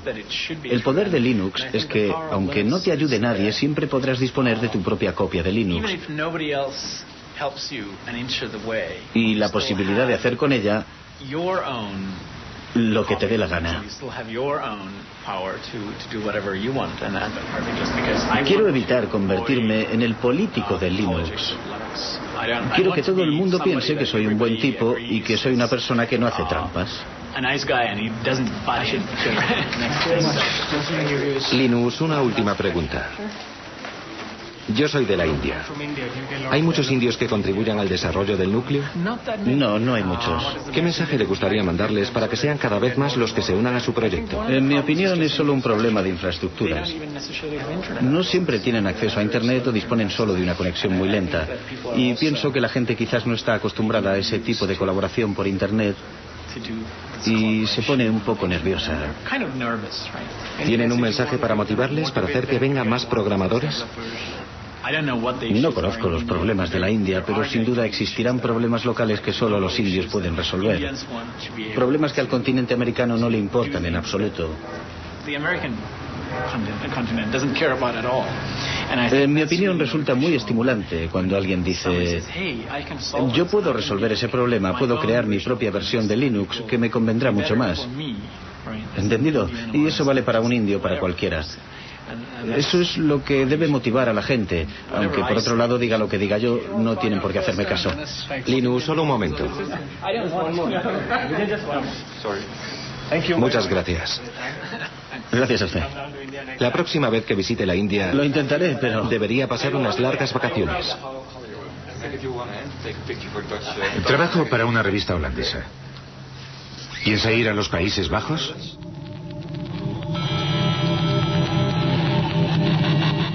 El verdadero valor de Linux puede ser otro que el de anular a Microsoft. Linux fue concebido para funcionar con ordenadores baratos y para resolver problemas corrientes. Si uno no tiene bastante dinero, representa una verdadera alternativa totalmente gratuita. El proyecto Linux empezó en Europa y en los Estados Unidos, pero hoy día el software libre permite encontrar siempre nuevos programadores, procedentes incluso de países en los que la informática está dando todavía sus primeros pasos.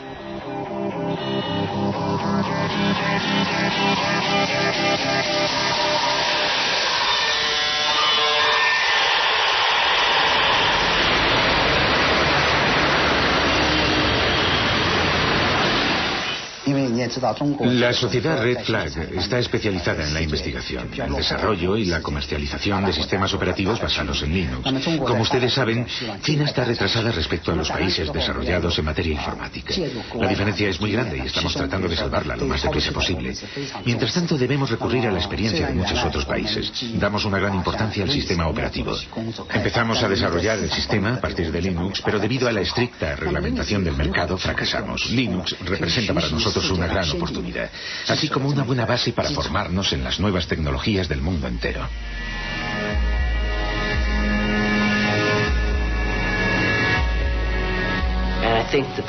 Es la mayor transferencia de riqueza que se haya visto jamás entre lo que llamamos el norte industrializado, Europa y Estados Unidos, y el tercer mundo.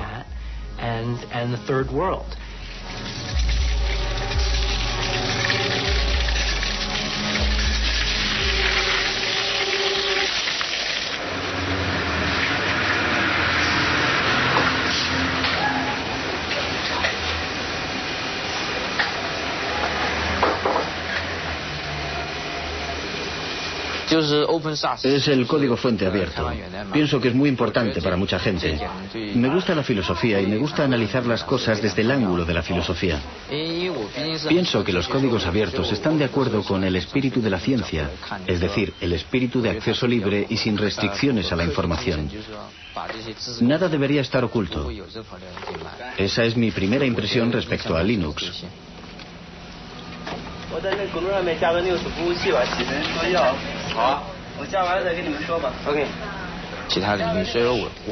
Ese espíritu se podría extender a otros campos. Nunca he pensado que debiera aplicarse únicamente al campo de la informática. Resumiendo, por una parte está una de las clases más privilegiadas de las sociedades capitalistas, los programadores. Pueden ganar tanto dinero con la programación que tienen tiempo libre para dedicarse a sus aficiones. Los programadores como Alan Cox pueden imponer su precio.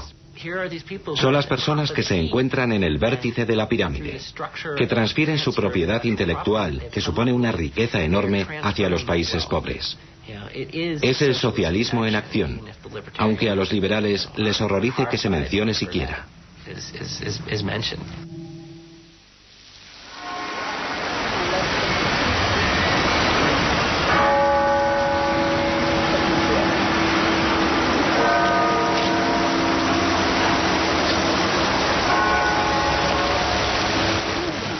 Los proyectos open source han sido comparados al desarrollo de la ciencia.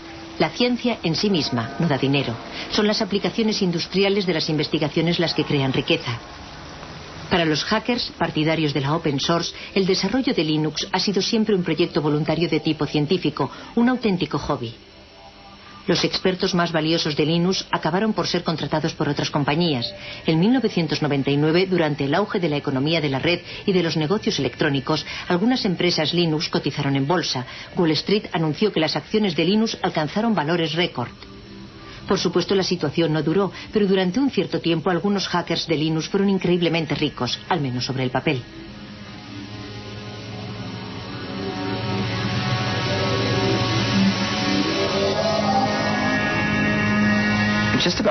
Antes de esa locura bursátil, todos los que participaban en el desarrollo del núcleo y ganaban dinero con Linux permanecieron bastante fieles a sus valores al aceptar esos puestos en nuevas empresas. La mayor parte de ellos sigue haciendo casi lo mismo que hacía antes de obtener esos empleos. Sinceramente, que yo sepa, ninguno de ellos ha perdido su libertad.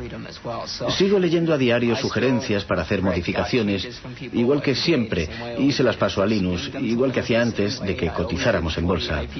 Algunos de nosotros quizás conducimos coches mejores, pero esa casi es la única diferencia, y tal vez que comemos sushi más a menudo.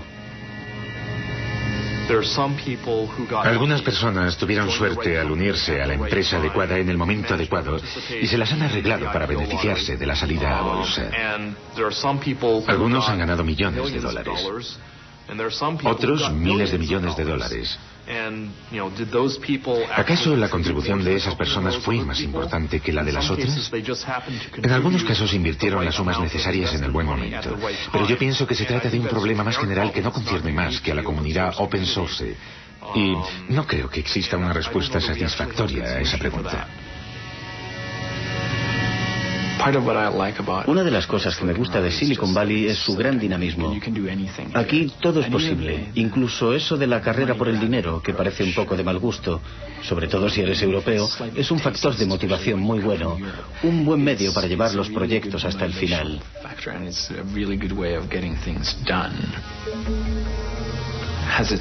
¿Me ha hecho cambiar el hecho de vivir aquí? Supongo que sí. Ya no soy el mismo que era cuando llegué. Pero no creo que me interese más el dinero que antes.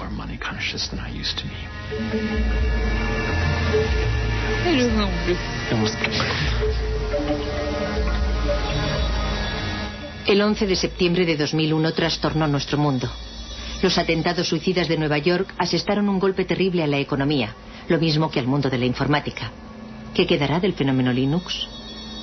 Hoy día, fragmentos enteros del famoso código Linux forman parte, sin que nosotros lo sepamos, de nuestra vida cotidiana. En nuestros teléfonos portátiles, en nuestros tostadores y en nuestros despertadores. El sueño de Linus Torvalds de liberar la informática tiene posibilidades de hacerse realidad. Y en cuanto a los grandes ideales, tal vez una de las grandes ocasiones perdidas de nuestra época sería el hecho de que el software libre no liberase nada más que un código.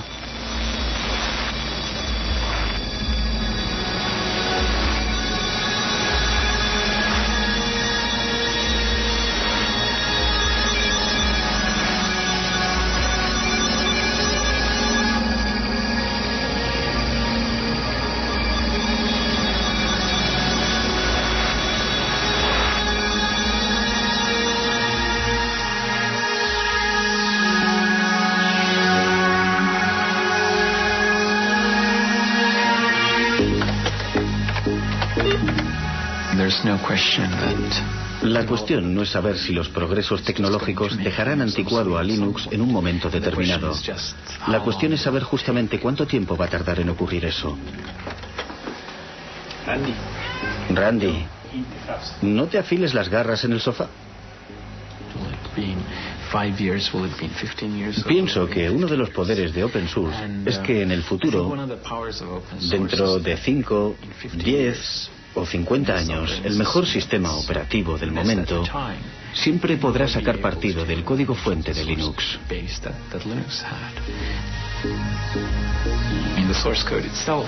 En cierta medida, el código fuente es la memoria de Linux y la gente siempre lo podrá usar como una especie de referencia. Pero hay otra cosa. También existen problemas intangibles relativos al motivo de que se hicieran las cosas de una manera determinada. Yo pienso que esas cuestiones están en el aire, conmigo o sin mí.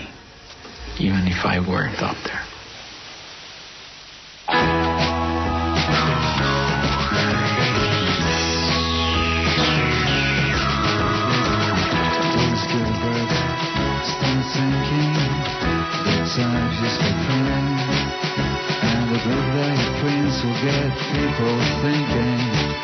There's Louis in the living room setting. Start to imagine a Bible, another Latin, by the language we're swearing and eating and chatting. His life is daddy, half his life is that we see. Big changes through a human history. Made by some powerful that tears the tree. By botanic, incremental degree.